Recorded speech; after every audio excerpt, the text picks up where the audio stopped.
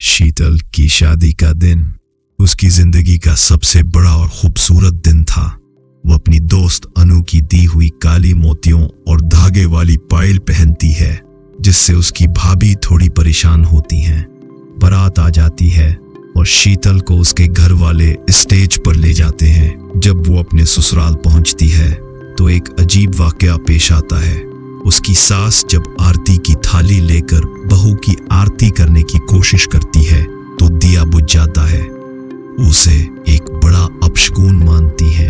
अमन की माँ अनीता एक और कोशिश करती है, लेकिन दिया बार बार बुझ जाता है। वो लोग बगैर आरती के ही घर में दाखिल हो जाते हैं। जब शीतल दाएं पांव से कलश गिराने की कोशिश करती है तो वो उल्टे पांव से उसे गिरा देती है। उस पर भी सास अनीता को बहुत परेशानी होती है।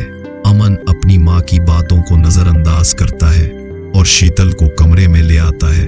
कमरे में दाखिल होते ही अमन का दिल धुल जाता है। वो देखता है कि बिस्तर पर एक और औरत घूंघट ओढ़े बैठी है। वो घूंघट उठाता है तो उसका चेहरा खौफ से पीला पड़ जाता है। वो एक खौफनाक रूह होती है जिसका चेहरा जला हुआ होता है और मन से खून बह रहा होता है। अमन की चीख निकल जाती है। वो चीख कर पीछे हट जाता है और जमीन पर गिर जाता है। उसी वक्त शीतल दूध का ग्लास लेकर कमरे में दाखिल होती है। जब अमन ठीक होकर दूध पीने लगता है तो उसमें कीड़े और खून देखकर ग्लास फेंक देता है। शीतल समझती है कि अमन उसके साथ मजाक कर रहा है। वो अमन से कहती है कि वो बहुत थक गया है, उसे आराम करना चाहिए। अमन सोने की कोशिश करता है लेकिन सो नहीं पाता। उसे एक अजीब सी सरगोशी की आवाज सुनाई देती है। वो उस आवाज के पीछे पीछे बाथरूम में जाता है, जहां वो शीतल को किसी से हंसते हुए बात करते हुए देखता है। जब वो शीतल से पूछता है कि वो किससे बात कर रही है तो उसका चेहरा खौफनाक हो जाता है। उसकी आंखें बाहर निकली हुई होती हैं और उसके होंठों से खून बह रहा होता है। वो अमन को गर्दन से पकड़कर हवा में उठा देती है और एक खतरनाक आवाज में कहती है, तेरी शीतल नहीं है, अब ये मेरी है। वो अमन को दीवार की तरफ फेंकती है और अमन का सर फट जाता है। वो बेहोश होकर जमीन पर गिर जाता है। अगली सुबह शीतल जब बेदार होती है तो अमन को बेहोश पड़ा देखकर घबरा जाती है और चिल्लाती है। घर वाले दौड़कर कमरे में आते हैं और अमन को अस्पताल ले जाते हैं। डॉक्टर बताता है कि अमन को 3 घंटे पहले चोट लगी है। यह सुनकर अनीता कहती है कि यह सब शीतल की वजह से हुआ है। जब से वो घर में आई है तब से अपशगुन हो रहे हैं। जब अमन को अस्पताल से छुट्टी मिल जाती है तो वो शीतल के पास आने से डरता है। शीतल जब उसे खाना खिलाने की कोशिश करती है तो उसे शीतल के पीछे एक खौफनाक परछाई नजर आती है और वो कमरे से भाग निकलता है। घर वाले समझते हैं कि वो डरा हुआ है, इसलिए इस तरह भाग रहा है।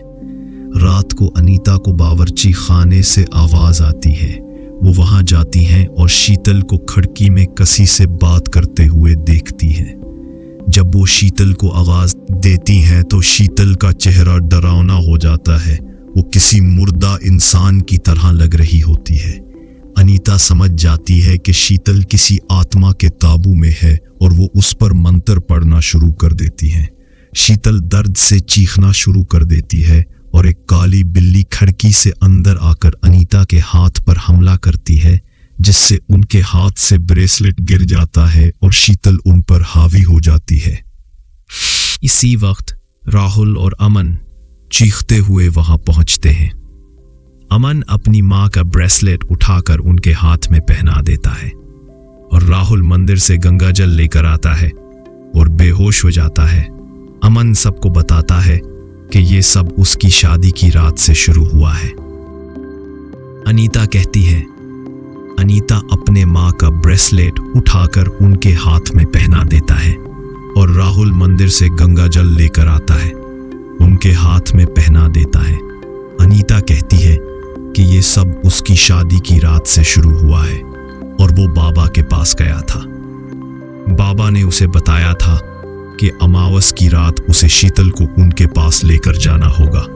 अनीता कहती है कि ये सब उसकी शादी की रात से शुरू हुआ है और वो बाबा के पास गया था।